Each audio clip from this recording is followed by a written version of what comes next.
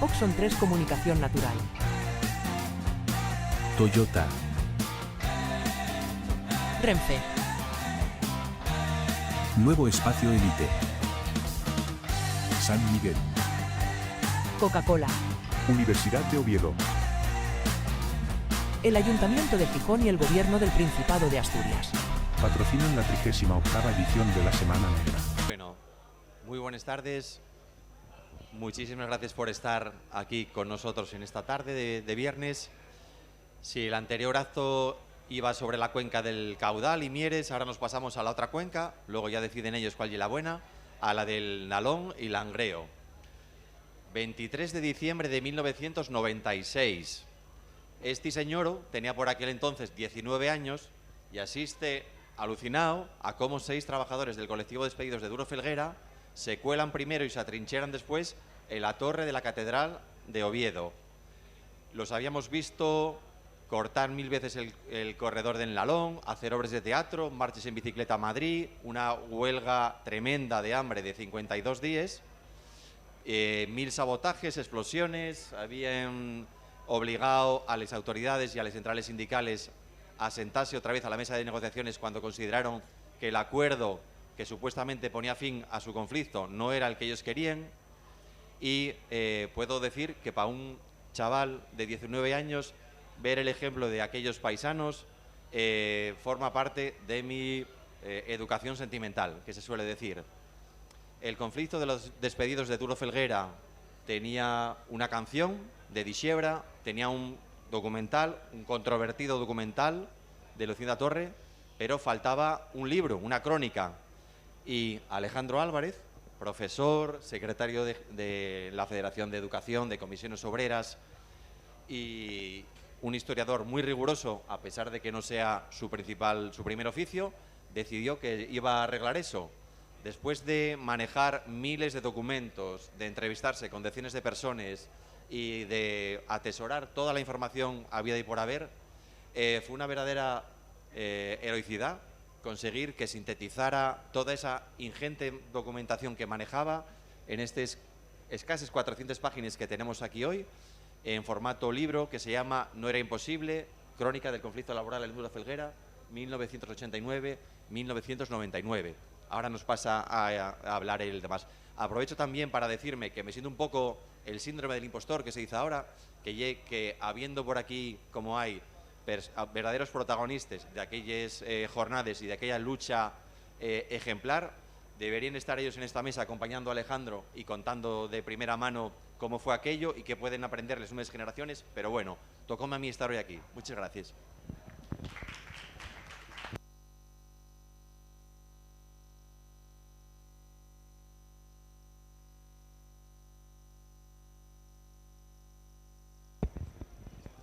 Muy bien, buenas tardes a todas y a todos. Muchísimas gracias por acompañarme hoy en la presentación de este libro. El hecho de que hayáis optado entre las miles de posibilidades que tiene la ciudad de Gijón un viernes a las 8:30 o 9 de la tarde y estar aquí para oír hablar de un libro sobre un conflicto laboral es muy gratificante, es muy de agradecer. Incluso también es esperanzador, ¿no? Quiero decir que los temas laborales todavía tienen su interés, ¿no? Y en estos escasos 25 minutos que tenemos para hablar del libro, voy a tratar de resumir de una forma bastante sucinta 2 cuestiones fundamentales. La primera es por qué escribí este libro y la segunda, quizá un poco más extensa, es por qué me atrevo yo a decir que este libro mereció haber sido escrito y sobre todo merece ser leído, ¿no? Respecto al primer aspecto, por qué escribí este libro, hay algunas motivaciones variadas, pero me referiré a 2 o 3 esenciales. La primera es porque yo creo que el trabajo es un elemento esencial en la vida de casi todas y todos nosotros. Todos estamos afectados por el trabajo. Y sin embargo, lo relacionado con el mundo del trabajo tiene muy poca presencia en los medios. Los periódicos hablan poco, las televisiones hablan menos y además dedican muchísimo tiempo a personajes absolutamente prescindibles, puros parásitos sociales y sin embargo al trabajo, al mundo del trabajo, que es esencial en la creación de riqueza y en la vida, sin embargo se le dedica muy poco tiempo. Y yo quería dar protagonismo al mundo del trabajo, el protagonismo del el que merece, y quería que se hablara del trabajo. Segundo, este conflicto, yo escribí este libro porque este conflicto no me quedaba lejos, ¿no? Yo había participado, aunque no fui protagonista en absoluto de este conflicto, pero en alguna de las acciones y estaba cercano al conflicto en el momento en el que se estaba desarrollando. Y yo siempre consideré que este conflicto había sido un conflicto especial, que merecía un tratamiento específico porque de él se podían extraer multitud de enseñanzas para las luchas presentes y luchas del futuro. Además, era un conflicto en el que había participado mucha gente, no solo los trabajadores, sino que muchos asturianos y asturianas que sobrepasan los 40-45 años, es difícil que tú les hables del conflicto de Folguera y que no sepan de qué estamos hablando. A partir de personas que tengan 45 años, que tenían entonces ya posiblemente unos 15 y 20 años ya saben, porque aquel fue un conflicto muy intenso, con mucha participación social. Y pensaba yo, merecía un libro. Además, en relación con esto, este conflicto es un conflicto tan intenso que es muy novelesco. Y uno que es aprendiz de literato, porque toda su vida fue profesor de lengua y literatura, siempre pensó que era un conflicto muy contable, un conflicto al que se podía uno acercar con rigor, pero al mismo tiempo que el lector después pudiera interesarse en él, ¿no? Y eso es lo que me llevó a escribir el libro. Como decía Daniel Álvarez Prendes, Dani, tenía la canción, tenía el documental, pero este conflicto es muy intenso y necesitaba un libro para explicarlo de forma más completa. Y yo pensé, quizás un poco con una osadía excesiva, pensé que yo podía hacerlo y me puse a hacerlo y le dediqué con franqueza bastante tiempo. Yo de lo único que sí estoy seguro es que trabajé mucho antes de ponerme a escribir. El resultado lo dejo a las lectores de los lectores. Lo que sí puedo aseguraros es que sí fue algo que emprendí con mucho empeño, con mucha dedicación, con bastante trabajo, y ahora el resultado lo valoráis vosotras y vosotros. La cuestión esencial es, en todo caso, ¿por qué merece la pena ser leído este libro? ¿Qué podemos sacar de él? Y ahí, por una parte secundaria, es porque es una historia muy interesante en sí misma, ¿no? Una historia en la que hay muchas acciones, en las que una vez que el lector supera, y esto también os lo aclaro, la primera cuarta parte del libro, o la cuarta parte del libro, en la que es, digamos, la prehistoria del conflicto, pero que es necesaria para entender bien de qué va. Una vez que se supera eso, se entra en una dinámica muy intensa, de mucha acción, a veces con mucha emoción, a veces con intriga. ¿Qué va a pasar? ¿Cómo van a salir de este atolladero? A veces incluso con temor por los protagonistas, porque ¿qué va a pasar cuando llegan los 40, 45, 50 días de huelga de hambre? Y hay una tensión no solo entre los trabajadores, sus compañeros, los que están encerrados, sino también más allá, fuera, entre la sociedad asturiana y sobre todo, evidentemente, la del Langreo. Hay momentos en los que el lector se puede identificar con los protagonistas del conflicto que son los trabajadores fundamentalmente, pero también con los antagonistas. En este sentido es muy casi de esquema teatral, protagonistas que quieren conseguir un deseo, los trabajadores, que es que les recuperar sus puestos de trabajo que les han arrebatado, y los antagonistas que se ponen a ese deseo, y a lo largo de todo el proceso vamos viendo cómo en esa batalla se llega a un desenlace final, y ese desenlace final es un desenlace victorioso, que es un rasgo del conflicto, que es un conflicto que termina con un triunfo, es un conflicto que acaba con un éxito, ¿no? Entonces, en ese sentido, yo creo que se puede leer, hay que superar esas primeras páginas en las que son, desde mi punto de vista, necesarias para que después el lector, cuando va avanzando, ya sepa exactamente, esté bien situado en el conflicto, pero esas primeras páginas son las más áridas. Después, digamos, viene el momento ya de la acción del viento, pero sabiendo ya situado perfectamente el lector o la lectora en el conflicto. Pero lo que realmente tiene interés es lo que sucede. Estamos ante un conflicto que después de esa prehistoria explota porque a 232 trabajadores, utilizo trabajadores en masculino porque eran exclusivamente masculinos. En Duro Felguera en ese momento había 2000 y pico trabajadores, pero solo una porción muy pequeña y solo en administración eran mujeres. La inmensa mayoría, y sobre todo en los talleres eran exclusivamente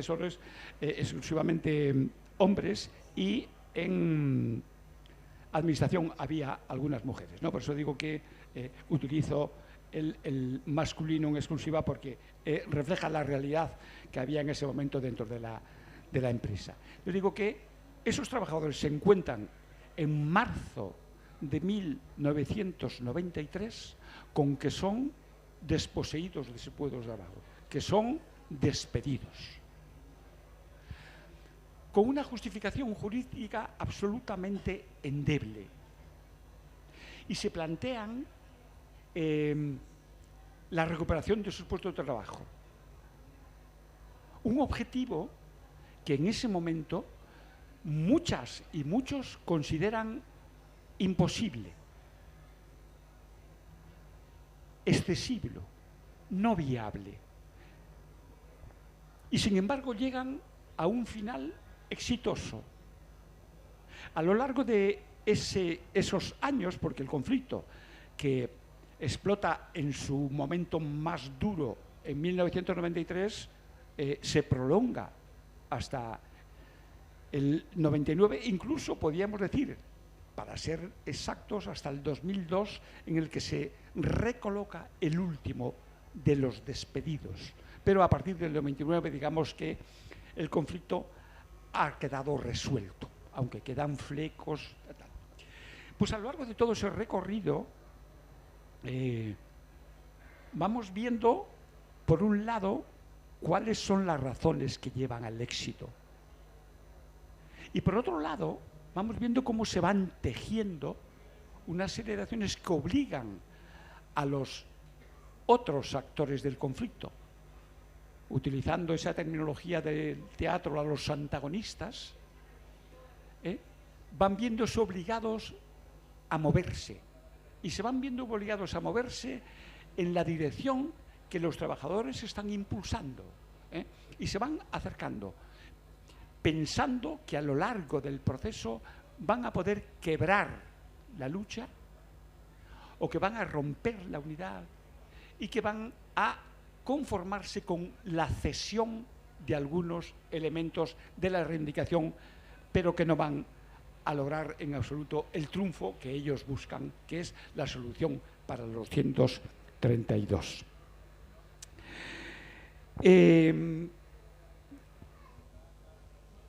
Decía que a lo largo del conflicto vamos viendo cuáles son las razones de ese triunfo, ¿no? Y estos son elementos fundamentales, porque yo, cuando escribía el libro, pensaba que es un libro dirigido sobre todo a trabajadoras y trabajadores, a sindicalistas e incluso a periodistas. Este es un inciso, este es un conflicto con una cobertura mediática muy significativa, muy amplia en muchos momentos. A veces, en un mismo día, todos los periódicos sacan 2 páginas acerca del conflicto. Eso me ha permitido, me ha obligado a mucho trabajo, porque he manejado miles de páginas, utilizo miles en plural, no como una exageración, sino como una realidad. Yo tengo en mi ordenador más de 2000 páginas de prensa del conflicto, desde 1989 hasta 1999, ¿no? Entonces, eso me ha permitido reconstruir muy bien el conflicto, ¿no? Pero decía que vamos viendo cuáles son las razones que explican el triunfo, y una de ellas es porque ellos inician el conflicto como un proceso de lucha, de resistencia para lograr un objetivo, y no están dispuestos a modificar su posición mientras no consigan eso que plantean desde el principio. No sobra ninguno.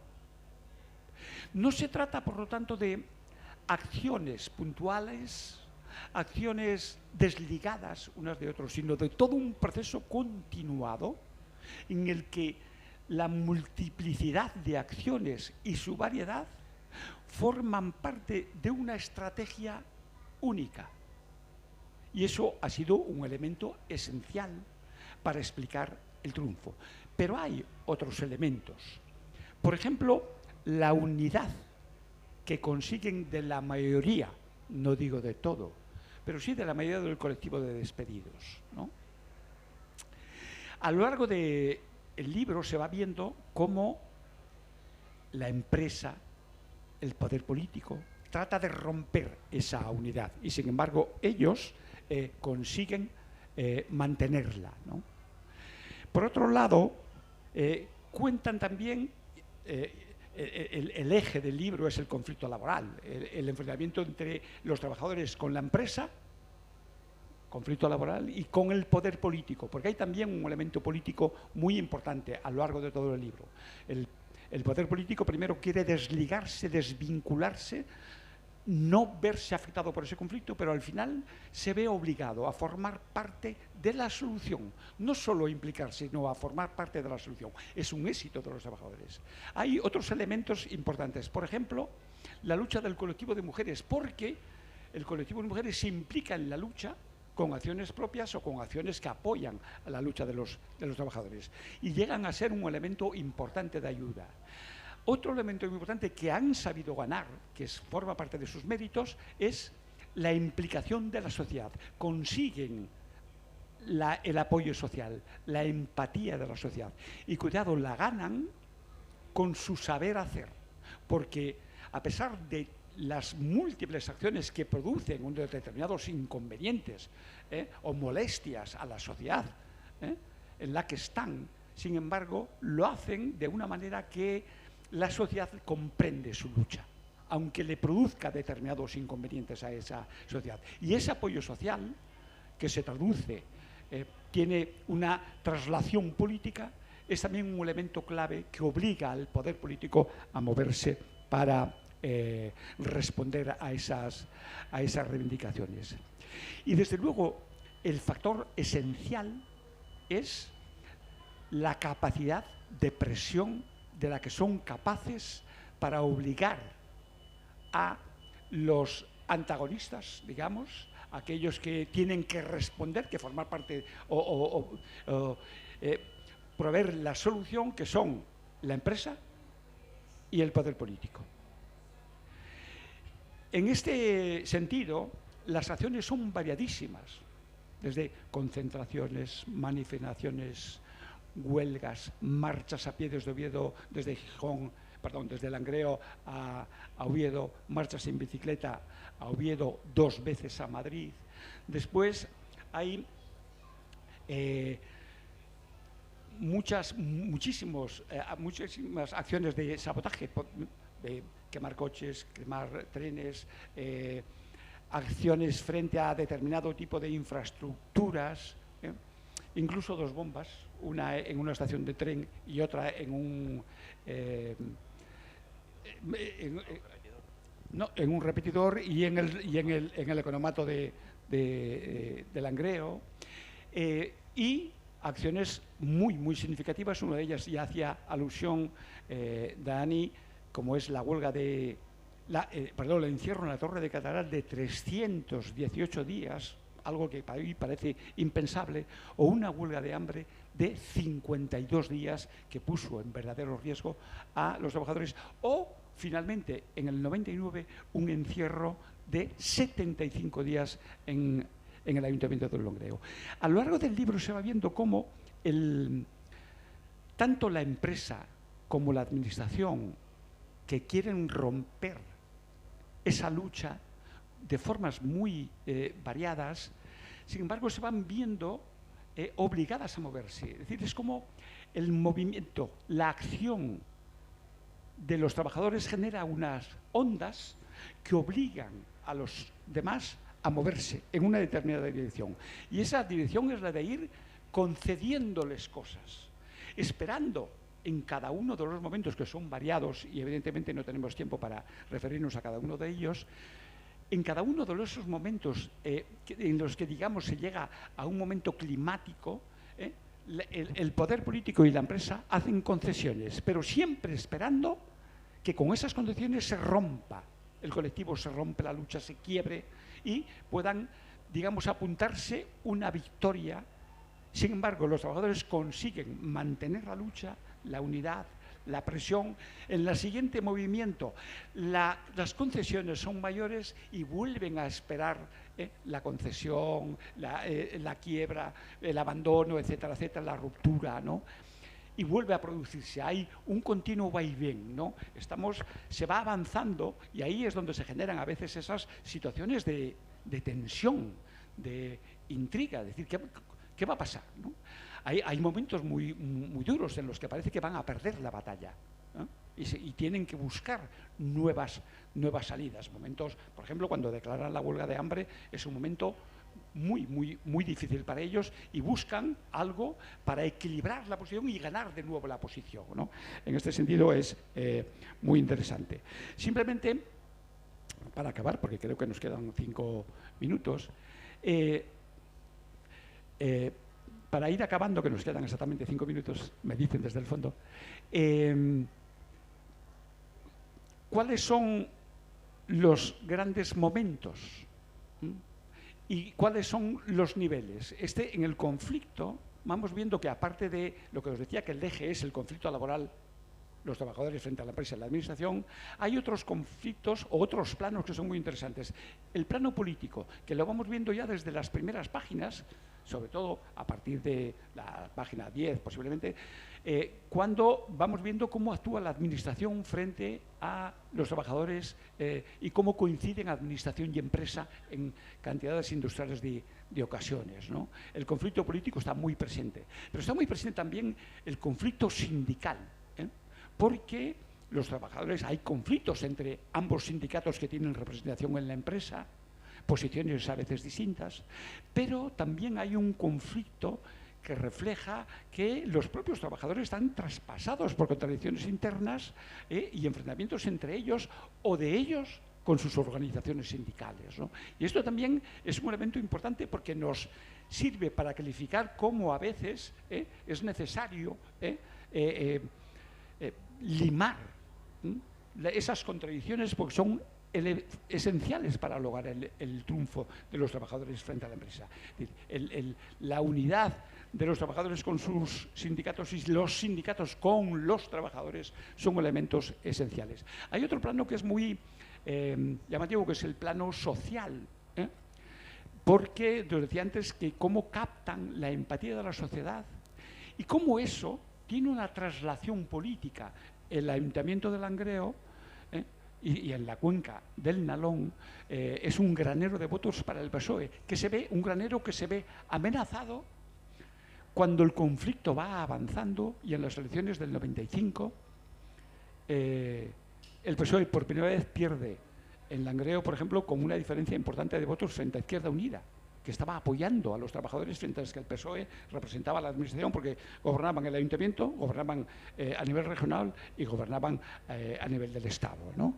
Y esa traslación de lo social a lo político, evidentemente constituye un elemento de presión también en el ámbito político que tiene su influencia. Hay otro plano que también muy llamativo, que os decía que era un conflicto muy mediático, porque en los trabajadores han sido muy hábiles, ¿no? Hay una inteligencia no solo en la estrategia y en los movimientos tácticos a lo largo de todo el conflicto, sino también en el manejo de los medios de comunicación. Hasta el punto de que ellos, en ese territorio en el que se convierte, en ese territorio de lucha, en el que se convierten los medios, los trabajadores son capaces, incluso en ocasiones, de ganar la pelea, la batalla por el relato. Y además se atreven a hacer una cosa increíble, que es justificar su violencia y deslegitimar la violencia patronal y la violencia policial. Hay una frase que está recogida en el libro de uno de los protagonistas del conflicto que dice, y a mí me parece, la he recogido porque me parece que explica muy bien cómo conciben ellos sus acciones. Dice, nuestra violencia es como la patada que da la cebra al león que quiere matarla. Me parece perfecta para definir cómo se enfrentan ellos a la violencia patronal o a la violencia de la administración, del poder político, la violencia policial. Y para terminar, el colectivo de mujeres tiene un protagonismo increíble y además tiene un efecto en el ámbito, el hecho de que salgan a luchar a la calle y abandonen el espacio del hogar, tiene un efecto muy positivo incluso en el ámbito de la pareja, porque pasan a ser compañeros de lucha y se acaba esa angustia de ellas que están en casa esperando a ver lo que sucede y pasan a ser partícipes. Hay una frase de una de ellas preciosa que dice, después de explicar lo que había supuesto para ella salir a la calle, y otra dice, todo fue mejor, dice, hasta en la cama nos iba mejor después de aquello. Y a mí no me extraña. Y con todo ello, hicieron que lo que les decían que era imposible se convirtiera en una realidad. De ahí lo de no era imposible. Gracias por escucharme.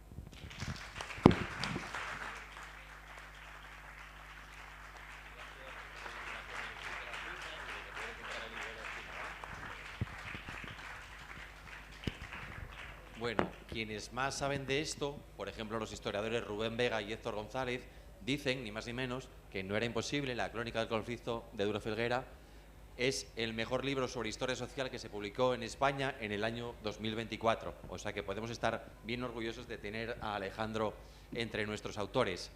Se me había olvidado algo, que es que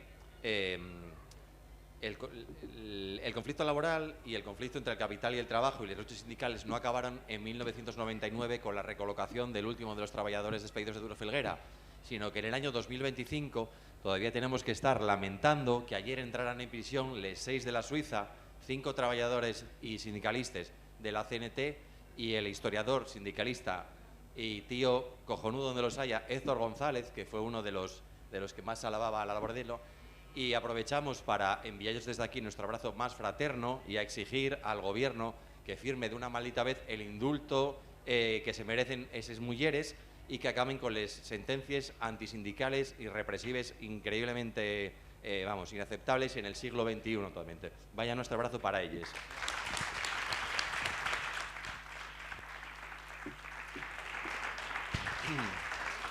El minuto también comercial, allí en la esquina, quienes no lo tengáis podéis adquirir el libro de Alejandro Álvarez. Muchas gracias. Oxon 3 Comunicación Natural. Toyota. Renfe. Nuevo espacio Elite. San Miguel. Coca-Cola. Universidad de Oviedo. El Ayuntamiento de Gijón y el Gobierno del Principado de Asturias. Patrocinan la 38ª edición de la Semana Negra.